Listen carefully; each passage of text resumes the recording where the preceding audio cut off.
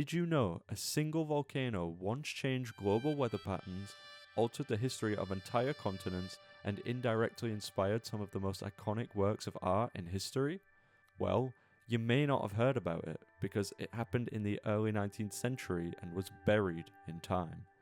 60 years before the invention of telecommunications, the world was plunged into darkness by a massive volcanic explosion 8 degrees south of the equator off of the coast of Indonesia. In April of 1815, Mount Tambora erupted on the island of Sumbawa.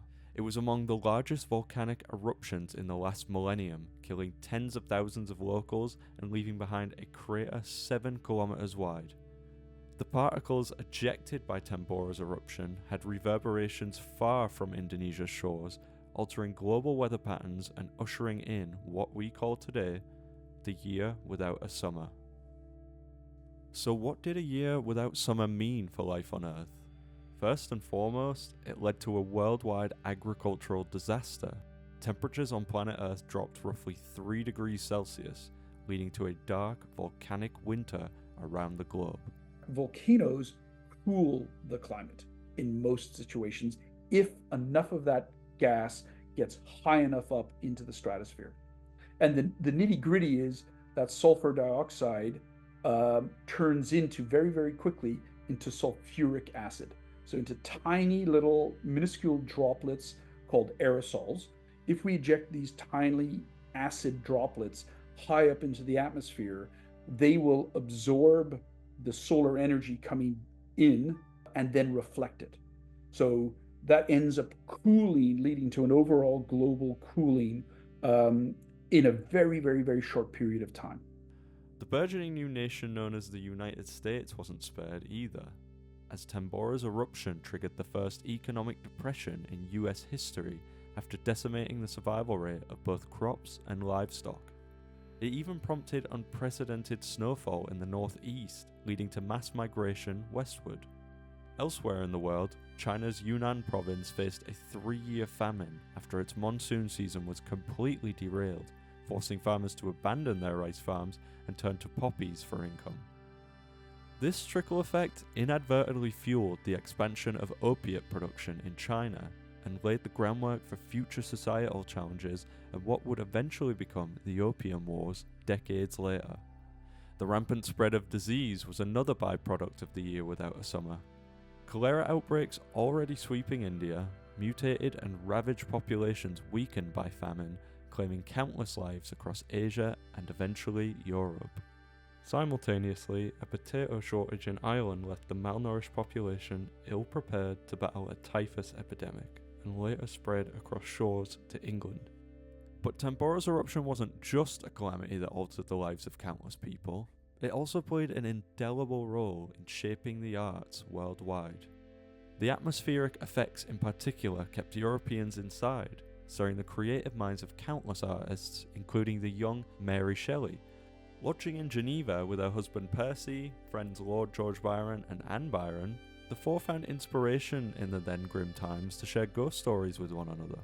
Shortly after, in the damp, cold summer of 1818, Shelley penned Frankenstein, the iconic monster story that would go on to become one of the most culturally significant writings in history. Once we look at the character of Frankenstein through the lens of Tambora, we no longer only see him as sort of the product of Dr. Frankenstein's hubristic, scientific imagination.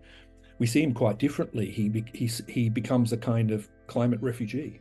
And Byron and Shelley went on a walking tour in Switzerland that summer, and they were, in their diary entries, they talk about seeing deformed children, starving children by the roadside, and peasants in desperate state.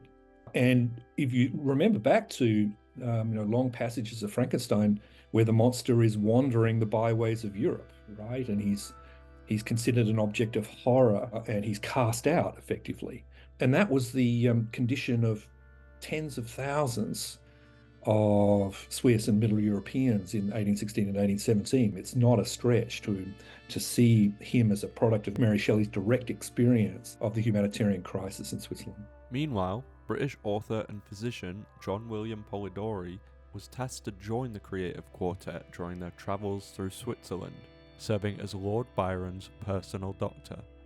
Byron's unfriendliness towards him inspired Polidori to write The Vampire, which inevitably paved the way for the modern age of vampire fiction that captivates many to this day. Vampire was based on Lord Byron as a kind of decadent, dissolute, blood-sucking aristocrat. So it's fascinating to think that there might be a connection between extreme weather and cultural production.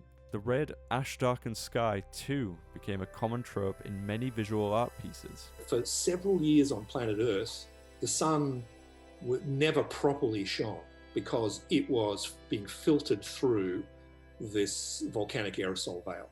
The sun was dim, weak, watery. So, imagine how demoralizing the effect of that would be. It seems like a kind of divine judgment on humanity, and certainly it was interpreted that way by people and cultures across the globe. Among them, German artist Caspar David Friedrich, who quite literally painted the picture of what the post-eruption world looked like in Woman Before the Rising Sun, which was crafted in the midst of the fallout. The most famous or volcanic painting that makes the connections between psychological and cultural conditions is actually with Krakatoa and Munch's The Scream, which is, we think of that as a psychedelic abstraction of a desperate emotional state or psychological breakdown, when in fact, it was actually painted in the aftermath of Krakatoa. There's a kind of permeability between the inner state of mind and the outer state of the atmosphere, and the one becomes a figure for the other. With roughly 20 active caldera volcanoes, often referred to as supervolcanoes, the eruption of Mount Tambora begs the question: could history repeat itself in our lifetime? Hard to say. Our ability to forecast these very large events is, I'm going to just say it bluntly, it's bugger all. The science is advancing, but how do you study something properly that only erupts every 10,000 years or every 5,000 years? It's beyond that human time scale. As we look to the future, it's a stark reminder that the next catastrophic volcanic eruption could happen at any moment, leaving us to grapple with its unpredictable aftermath. Adam Wallis, Global News.